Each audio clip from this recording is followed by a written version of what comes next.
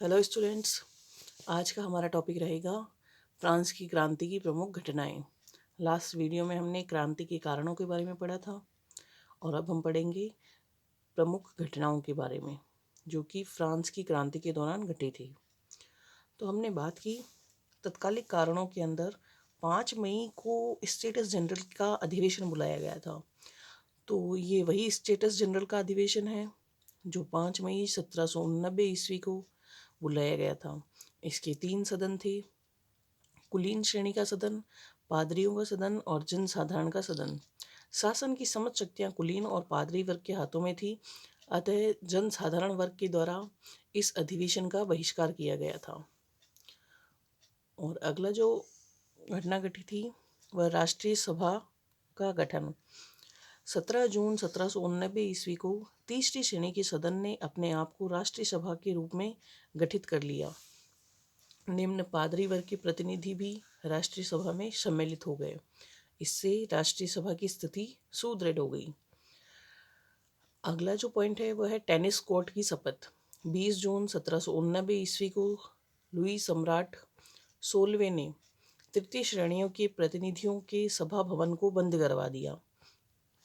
इस पर तृतीय श्रेणी के प्रतिनिधि पास के एक विशाल भवन टेनिस कोर्ट में चले गए और यहाँ पर उन्होंने यह शपथ ली कि हम यहाँ से तब तक नहीं हटेंगे जब तक देश के लिए एक संविधान का निर्माण न कर लें।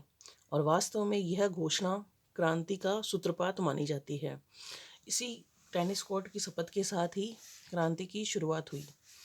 तो एग्ज़ाम के पॉइंट ऑफ व्यू से यहाँ से आपके 2 नंबर का क्वेश्चन भी बनता है कि टेनिस कोर्ट की शपथ, बस इतना सा ही लिखा आएगा एग्ज़ाम में।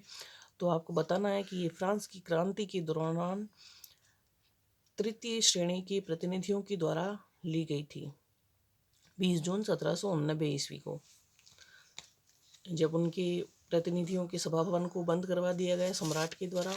तो इन्होंने टेनिस कोर्ट में जाकर वहाँ अपनी शपथ ली। अगला पॉइंट है संयुक्त अधिवेशन। 23 जून 1789 को तीनों सदनों के संयुक्त सम्मेलन का आयोजन किया गया। जब सदन के अध्यक्ष ने तृतीय श्रेणी के सदस्यों से हॉल खाली करने को अनुरोध किया तो उन्होंने ऐसा करने से इनकार कर दिया। अंत में 27 जून 1789 ईस्वी को लुई 16वें ने तीनों वर्गों का सम्मिलित अधिवेशन करने की आज्ञा दे दी और यह जनता की महत्वपूर्ण विजय रही थी। इसके बाद संविधान सभा का गठन किया गया। राष्ट्रीय सभा ने एक संविधान बनाने के लिए एक संविधान समिति का गठन किया। अब वह संविधान सभा के नाम से पुकारी जाने लगी। इसके बाद जनसाधारण वर्ग ने बास्तिल के दुर्ग को अपने अधिकार में ले लिया। 14 जुलाई 1789 ईस्वी को पेरिस की उत्तेजित भीड़ ने बास्तिल के दुर्ग पर आक्रमण कर दिया। यह दुर्ग राजा की निरंकुश शक्ति तथा अत्याचार का प्रतीक समझा जाता था। 5 घंटों की घमासान लड़ाई के पश्चात क्रांतिकारियों ने बास्तिल दुर्ग पर अधिकार कर लिया और यह जनता की निरंकुश शासन पर विजय थी। और उसके बाद धीरे धीरे क्रांति का विस्तार होने लगा। बास्तिल के दुर्ग के पतन के बाद क्रांतिकारियों ने सामंतों पर धावा बोल दिया, उनके मकानों खेतों को जला दिया, उन्होंने अनेक दुर्गों को ध्वस्त कर दिया और इसी प्रकार सामंती प्रथा का भी अंत हुआ। 4 अगस्त 1789 ईस्वी को संविधान सभा का अधिवेशन बुलाया गया। इसमें अनेक प्रस्ताव पारित किए गए। इन प्रस्तावों के द्वारा फ्रांस में सामंती प्रथा का अंत हो गया और इन प्रस्तावों के अनुसार ही सामंतों तथा पादरियों के विशेषाधिकार भी समाप्त कर दिए गए। और इस प्रकार लुई 16वें को पेरिस लाया गया। 5 अक्टूबर 1789 ईस्वी को पेरिस की 6 से 7 हज़ार स्त्रियां वर्साए पहुंच गई। 6 अक्टूबर को प्रातःकाल भीड़ राजमहल में घुस गई और लुई 16वें तथा उसके परिवार को पकड़कर पेरिस लाया गया तथा शाही परिवार को तुइरली के राजमहल में रखा गया।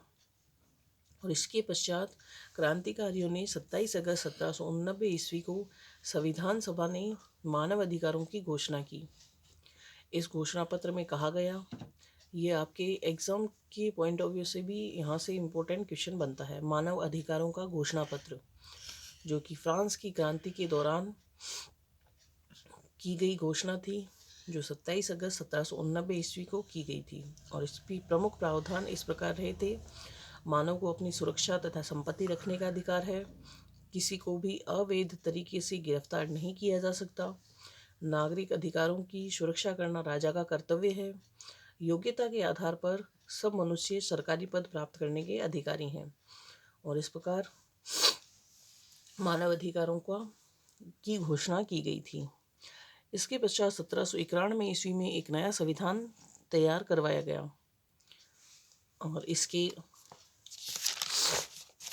अनुसार ही व्यवस्थापिका सभा की स्थापना की गई, जिसे कानून बनाने का अधिकार दिया गया। संविधान के अनुसार राजा सरकारी धन को मनमाने ढंग से खर्च नहीं कर सकता था। और जिस प्रकार राजा को पेरिस लाया गया था, उसी प्रकार राजा पेरिस से भाग निकला था।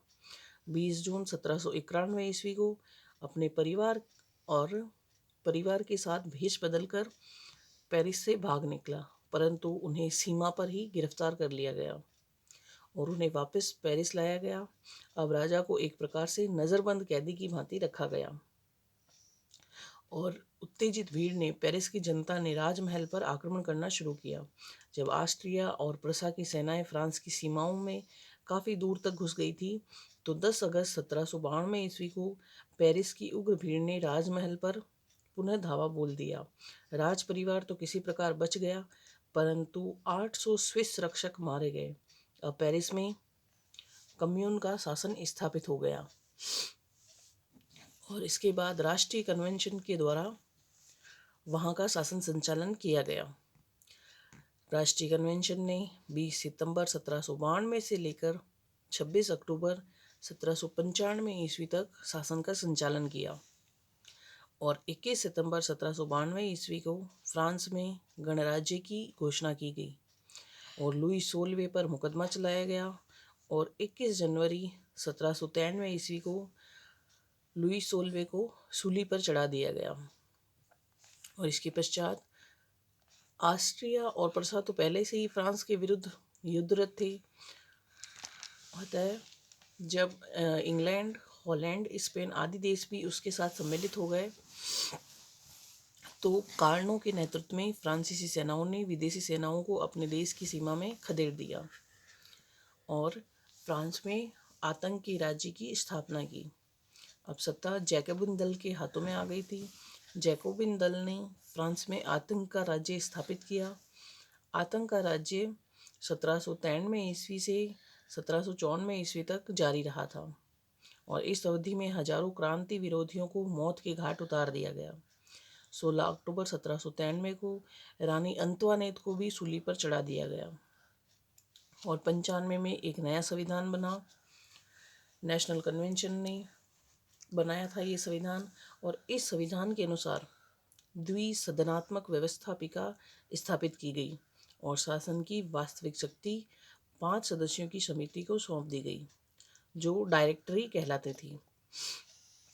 और इसी डायरेक्टरी ने 27 अक्टूबर 1795 से 10 नवंबर 1799 तक शासन किया, जिसे डायरेक्टरी का शासन कहा जाता था। नेपोलियन बोनापार्ट ने इस स्थिति का लाभ उठाया और नवंबर 1799 में डायरेक्टरी के शासन का अंत करके शासन की सत्ता पर अधिकार कर लिया और इस प्रकार फ्रांस में एक नए युग का प्रारंभ हुआ, जिसे नेपोलियन बोनापार्ट का युग कहा गया। तो नेक्स्ट वीडियो में हम बात करेंगे नेपोलियन बोनापार्ट के कार्यों के बारे में, उपलब्धियों के बारे में और उसकी विदेश नीति के बारे में। तब तक के लिए धन्यवाद।